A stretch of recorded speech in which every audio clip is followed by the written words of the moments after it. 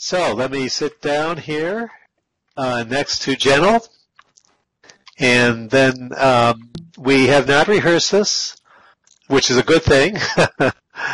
And as we do talk, I am hoping that we can practice some of the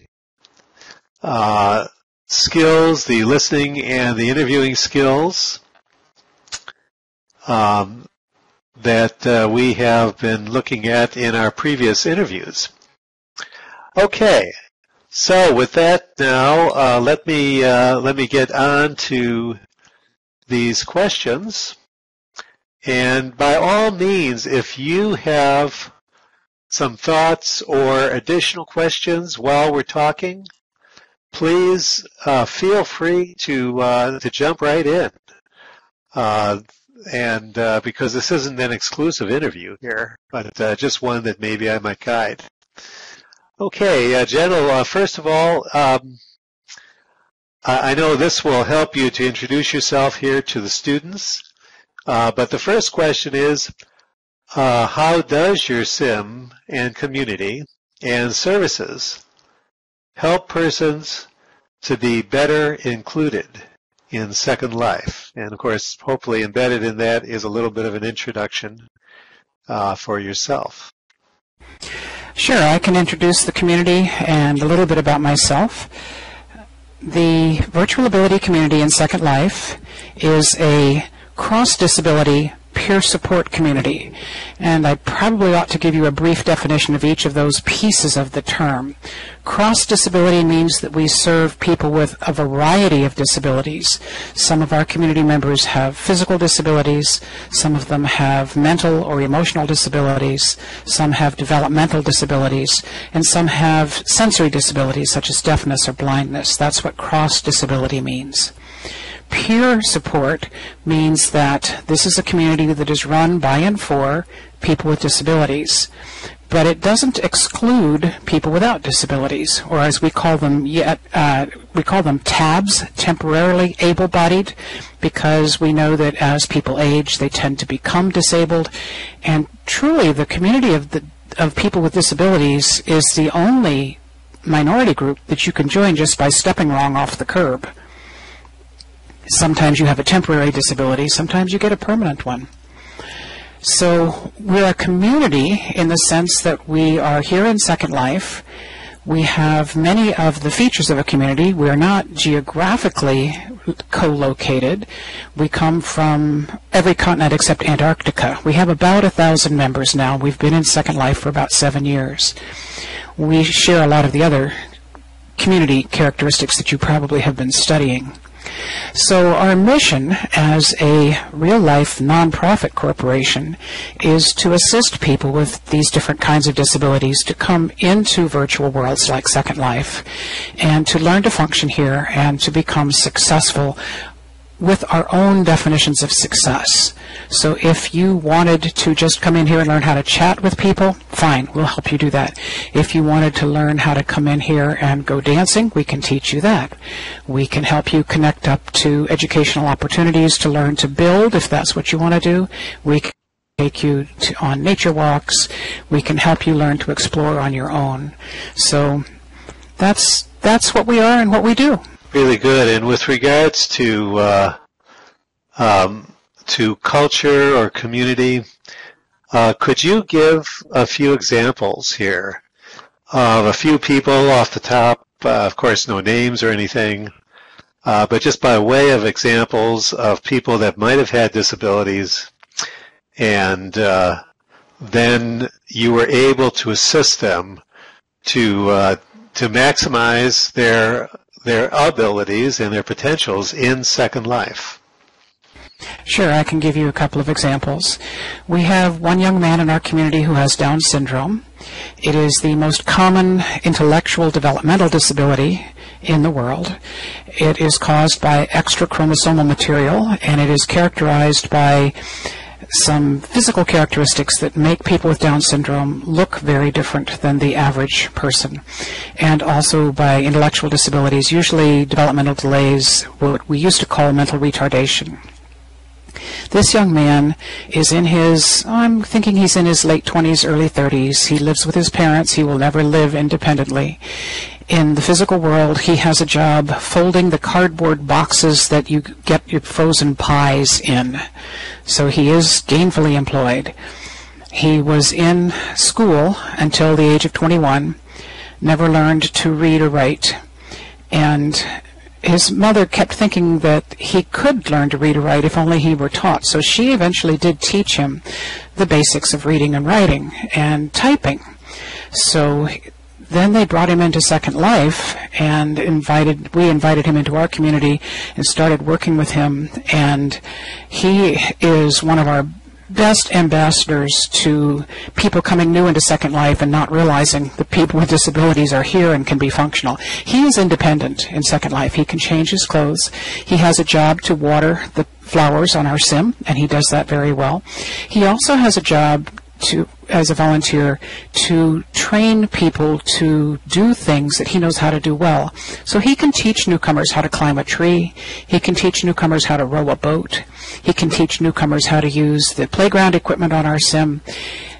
When do you think he would ever have an opportunity to teach people, able-bodied people, skills that he has mastered? Would he ever be able to do that in the physical world? I don't think so. And yet he does here in this world, and that's wonderful. We also have people in this world who are completely deaf or completely paralyzed or completely blind, and we have helped them to use the assistive technology that they use to access their computers. We've helped them to so that they can act independently here. That's wonderful, and I'll just stop for just a moment here, and then I had a couple additional questions to your examples here, but do other people have some thoughts, statements, questions, maybe even personal experience that might add to what Gentle is talking about? Maybe you've even you've familiarized yourself with Gentle Sim. Yes, I know several people here. Oh, okay, yes. Good. Yes, for example. Could you share, please? Yes. Mm-hmm. Can you hear me well? Yes, I can. Yes, thank you. Well, I am MLA from this group, from the UE group, and I had several difficulties trying to move in world really when I started. I still have the difficulties naturally because I have never used a virtual world. I am not a digital native at all, and I have never been interested in this kind of things before. And when I visited the SIM virtual ability, because another of our colleagues from the group before invited us to Jaron's fantastic SIM, I felt very well. It was one of the best sims I have ever visited indeed. As she has described, this question of the mission to assist people, not only disabled ones in the physical world, because in a way all of us are disabled, and we should consider ourselves that we are not perfect and that we have everything to be learned. Sooner or later, in our own time, and according to our own definition of success, as she has just very well explained and clearly, we will achieve the merits that we can achieve. And I found the design, the patience, the guidance, very, very comfortable, very well thought, to welcome everyone, and a very nice place to feel really at ease, even when the difficulties can be many. So that is my experience to be translated into a sim of difficulty at the beginning, but then you feel it is possible. So very, very grateful to Heron for all her considerations and all her help. Can I add something? Thank you very much. This is Letty. Oh, well. Yeah, or no? Oh, yes, certainly. I just want to say to Gentle, you certainly have somebody here who who has very much appreciated what all that you're doing here. Yeah, that's So, not the only one. We okay, all real do good. Yes, appreciate Letty. her work. No, anyway, so Uh-huh. I was at a number of conferences hosted and organized by Gentle and her team. And what fascinated me, and it's just what she had been talking about, that there are people, that helped me and showed me around, and I didn't know that they were in wheelchairs or anything, and they knew much more than I could do. I was presenting in one session, and I had to manage the typing and speaking at the same time, and I was just not capable. And a person who can help me, and this person can't is deaf, and that kind of thing, and that starts making you wonder who you are and what you can do. I felt like a nothing, and it was so good to have all these people around to help, and I'm still in touch with some of them, writing Christmas cards and so on, and I love to go to this place, and yeah, so that's my praise. Thank you very much, Letty. And that hopefully that gives you more of an idea. I know you get this all the time, Gentle, but that you're doing very good work and very good service for folks, and apparently in a way that they can easily enter in to the sim and use the services. I just want to point out that that in the local chat, in the nearby chat, Gentle has typed in some things about the theoretical framework here. And I know that, if there was time, she might go into that and the awards that they have won. And Leighton has also added to that. Okay, Letty has also presented a virtual ability.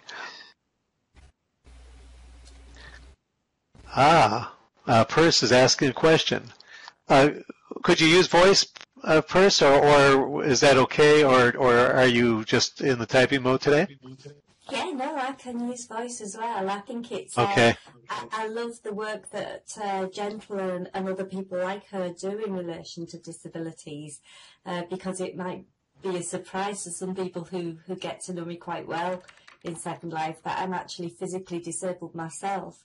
And it's really interesting that the people I meet get to know me first, whereas in real life, the first thing they notice is my walking aids, and that tends to make them react in a different way to me. Boy, oh boy, can I relate to that. This is Gentle. In my physical life, I'm an older lady in a power wheelchair. I can't even stand unaided. And people tend to not only react to the power wheelchair, but if I'm with my caregiver, they talk to the caregiver instead of to me because they make the assumption that I wouldn't understand. So here in Second Life, we know that everybody's avatar is different from their physical life, and we don't care because we're interacting with the person. And so you can interact with me instead of with my wheelchair. That's so true, Gentle. When I go out with my husband, it's surprising how many shop assistants talk to my husband, and they say to him, well, what colour does she like? And when he says, well, ask her, the first thing they do is bend down in my face and say, what colour do you like? It's like... And it's a way they raise their voice and they start talking to me like a child. I think that this is a wonderful testimony in a couple areas. First, I just want to say that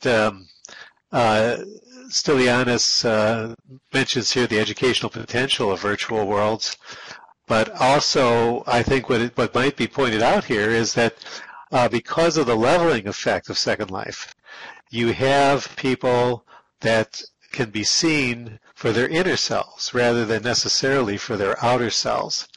And without the discrimination, which unfortunately I think a lot of people turn to in real life. It's kind of sad, but that is the way it often happens. And so Leighton says, what a powerful difference here that we're all expressing, a powerful emotional and perceptual difference. And of course that ties again into the culture of Second Life and what makes that in many ways different from real life. Tim says leveling. Yes, I like that. Thank you, Tim.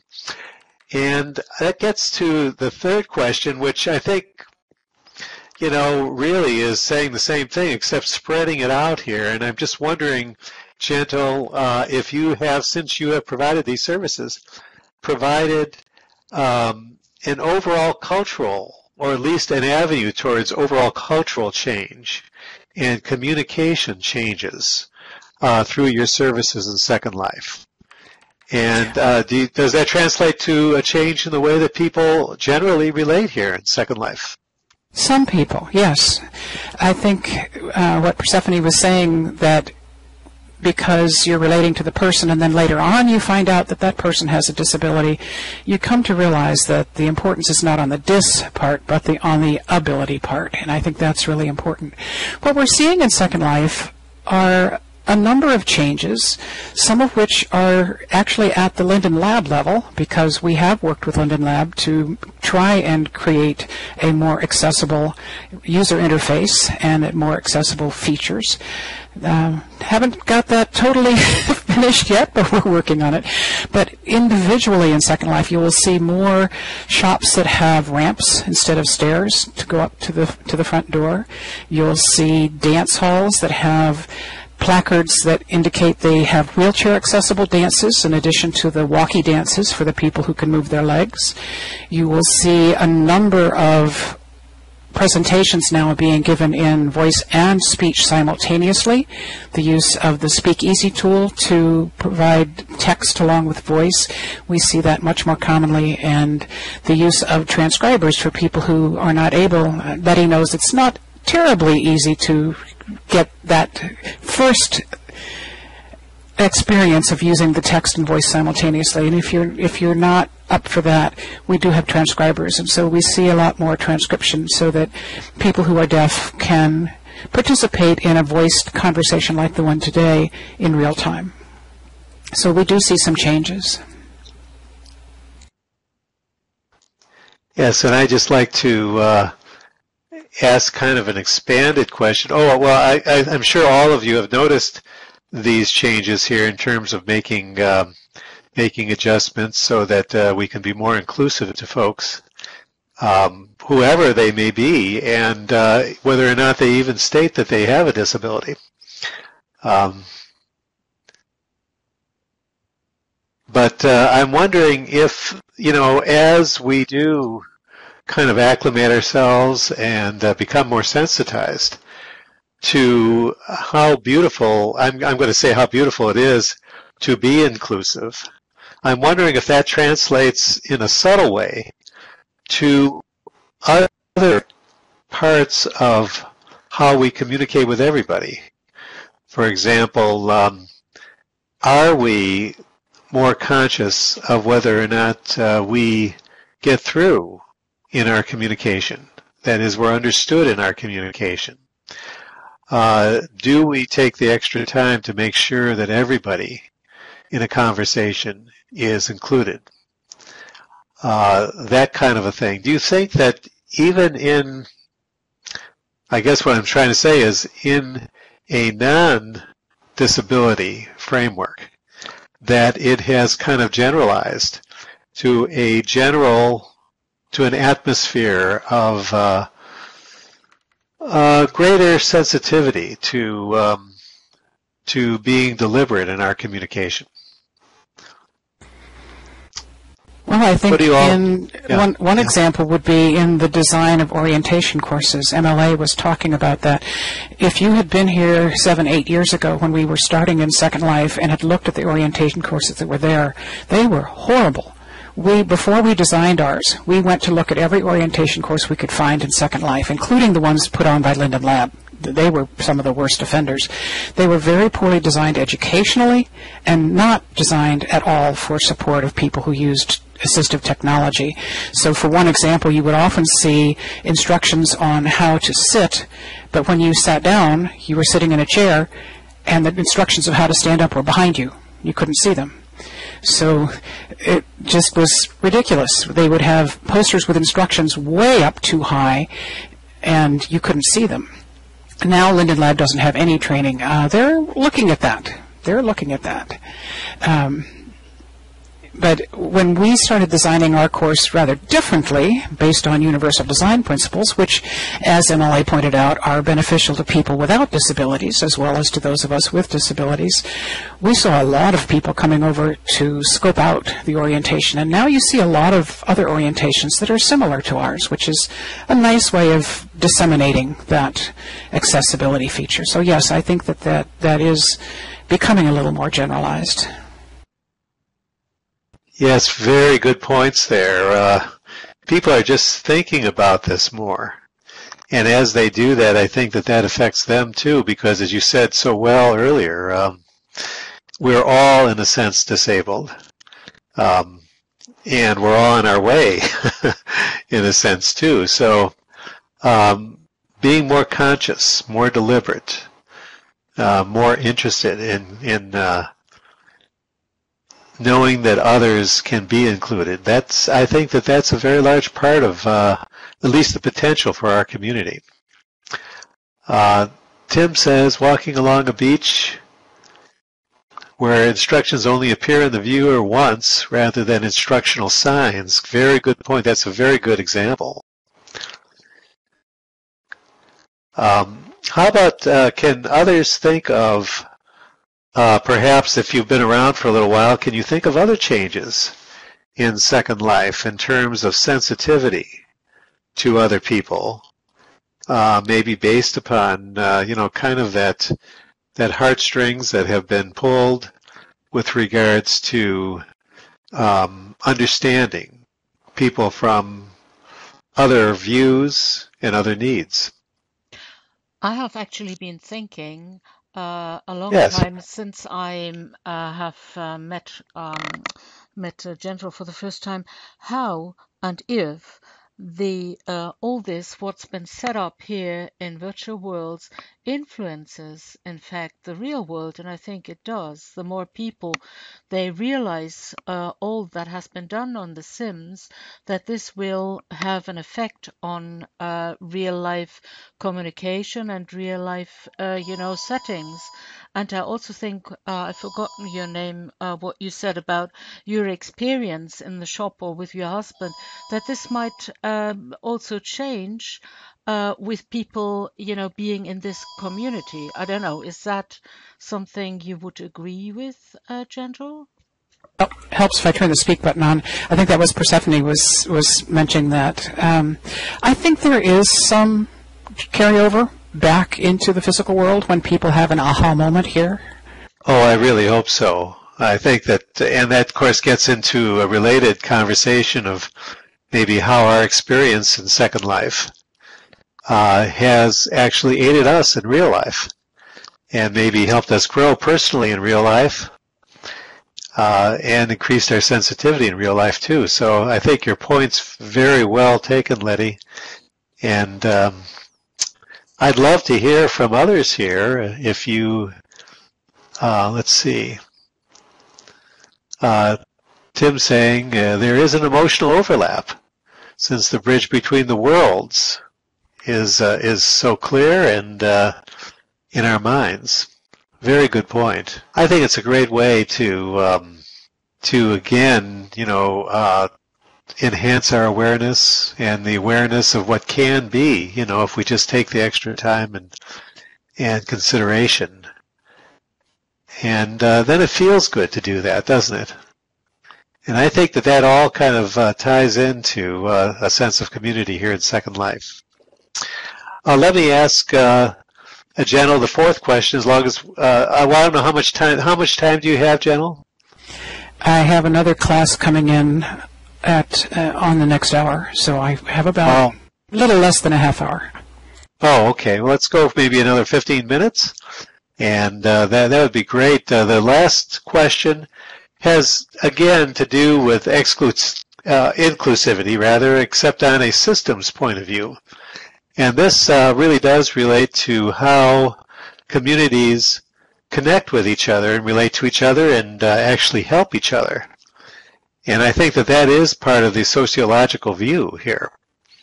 So that question is, are there other groups with whom you network that share similar values or who have come around to similar values and perspectives on SL with regards to communication, and again, including people that attend those communities? Are there other social services? Are there other kinds of services that have kind of used you as a model, as an example for themselves?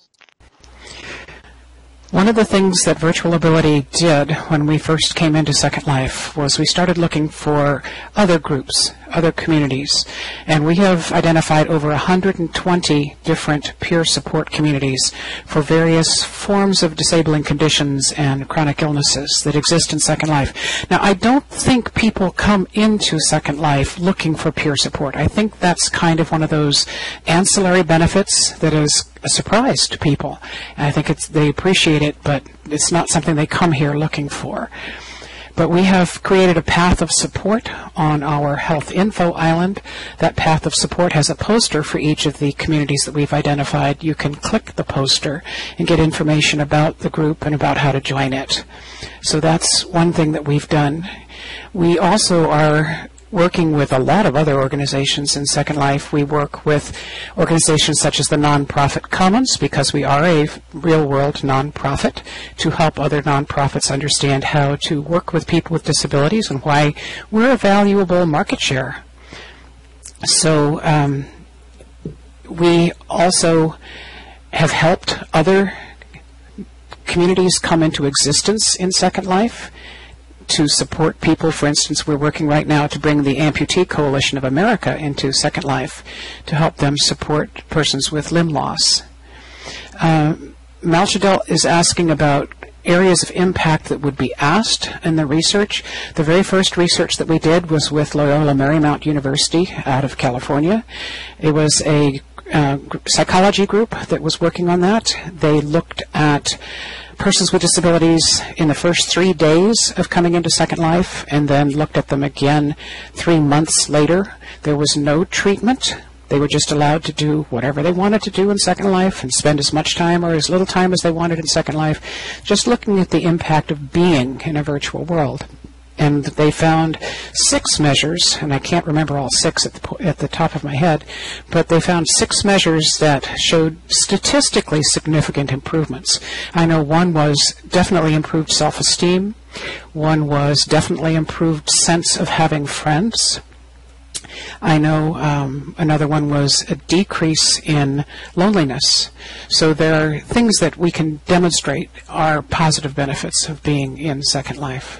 Wow, that is great. And are there other additional, for example, would there be sims where you can practice some of the skills that are learned? Some example sims? Are there other social services? You have mentioned here the self-help groups, which I think is wonderful. And again, that is another statement of community. That you have support, self-help support groups, psychoeducational groups that are here all the time. And I think those really are available for those in need and for the many people that have difficulty in mobility in real life. And Leighton asked about the research being available to folks. Gentle is saying yes, she can share some of that. There's the soil to the path of support, and there's my email. If you would like me, I can to send you a copy of that research. I'd be happy to do that. Yeah. We And also you talk present about, you and go one ahead, thing please. that may be of interest is that we hold 2 international conferences every year. In the spring, we hold a conference on mental health, and in the fall, we hold an International Disability Rights Affirmation Conference. That's the one Letty presented at one year. And those international conferences draw educators and researchers from all over the world to share with the community in Second Life because they're big public conferences, but also it involves these real-world researchers in the aha moment of, oh, there's a very interested and very active audience here in the virtual world. And many of us are people who would never get to attend a professional conference in our physical lives. So we do that, and we also present at other people's conferences as well. Yeah, and of course that adds to the culture as well. I mean, it's certainly, I come from academia, and I could say that it's very stimulating, and it's great that that you have actually brought that into Second Life. And there's a lot of ramifications about that too, about the whole idea of freely disseminating knowledge and awareness, which happens in both of these conferences and other conferences that happen in Second Life too, rather than it being an rather exclusive, closed system, as are many of the conferences in real life. These are open and free to the public, and therefore, develops an ambience there of shared knowledge. How about in the time that we have here, do you have other questions or personal experience? Can you see how this affects the whole value system, the norms, the way of relating to each other in Second Life? Not for everybody, but of course, but at least for those of us who are paying attention. Tim, very nice. Into higher education from the social world of Second Life. Wow, that's great. Mentality, I love that, Stylianis, mentality and practices of open sharing of knowledge. I can share a couple of other opportunities. I don't know if your students are looking for other places to learn about things. Oh, sure. There is a documentary film produced by an Austrian filmmaker and shown on German television a couple of years ago called Log Into Life, and it shows how different people use virtual worlds to extend their physical world lives. One of those people is me, and you'll get to see the person behind the avatar if you see that film. This will be premiered in the United States this coming next Tuesday, March 17th. It'll be shown at the Real Abilities Film Festival in New York City to a live audience. It'll also be shown in Second Life at our Sojourner Auditorium on Virtual Ability Island. It's 5:30 p.m. Second Life time, kind of a late night time, but I guess that's the time you show movies in New York City, is 8:30 at night. And after the film, they're going to have a panel discussion of several of us who were in the film, plus the filmmaker and the film musician. I believe some of it's on YouTube. I'm not sure if the whole of it is. The last time I saw something on YouTube, there was a, what do you call that, when they show just a preview of the film. I know that's on there. And yeah, it's a terrible time of night for the Europeans, but I believe some of that is the trailer. That's right, thank you. I had an MS moment with the noun. I have trouble with nouns at times. But some of it's on YouTube. So that's one thing that some of you may want to look at. And then at the Virtual World's Best Practices in Education Conference, which is going to be held 2 weeks from now, on March 20th at 9 a.m. in the morning, there'll be a panel of about a dozen people talking about virtual ability as a community, talking about the benefits it brings to our members, talking about how our community interacts with researchers and educators and other organizations in Second Life, just the same kind of questions that Ewan is asking. So that would be another way that you could learn more about this. Wow, I mean, these are two great experiences coming up here. And I'm wondering, Gentle, now, so if we came on to Second Life at 5:30 SLT, on March 17th. We could just go over to virtual abilities, and you'll be showing that movie. Is that right? Yes. Oh, great. Oh, well, I hope that some of you... And the cool thing about the movie, I was in the movie, but they had some German speakers in the movie, and they had some Chinese speakers in the movie. I never knew what they were saying because I don't speak German or Chinese. But now they've come out with an English subtitled version, so I want to watch it again and find out what they were saying. I'm not sure, Tim, that there's a question about distribution. You know, it's owned by the company that paid for making it. So I'm not sure.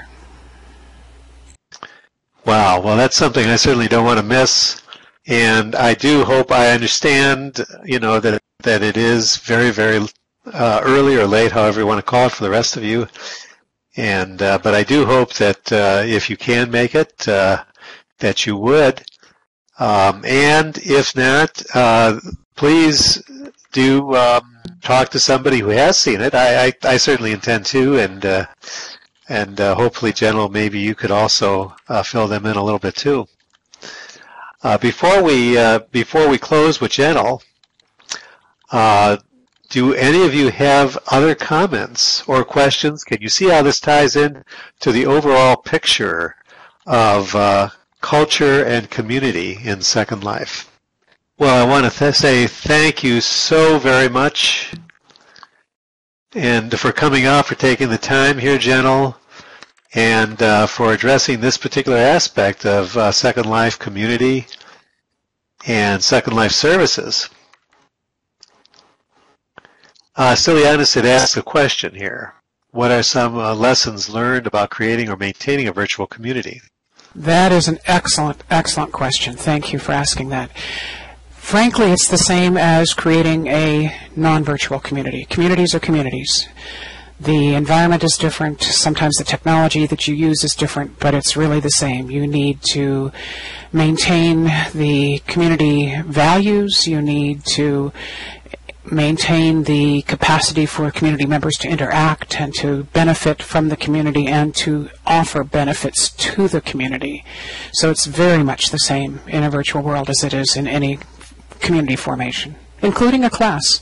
Well, I want to thank you very much, Gentle. I know you have a busy schedule, and this was very enlightening and very encouraging too, and may give us some ideas as to how we want to proceed here in our second lives. But certainly, one of the things that I will certainly want to take with me, and maybe others would as well, is the whole idea of attentiveness and mindfulness when working with and communicating with our fellow human beings on Second Life, and recognizing where we might have had some biases, impatience, or just not as being open as we could be with other people. So thank you very much for your time, and at this point we'll go ahead with the rest of the class. Okay? Thank you very much, Gentle. Really good seeing you. Thank you, Gentle. It was really interesting.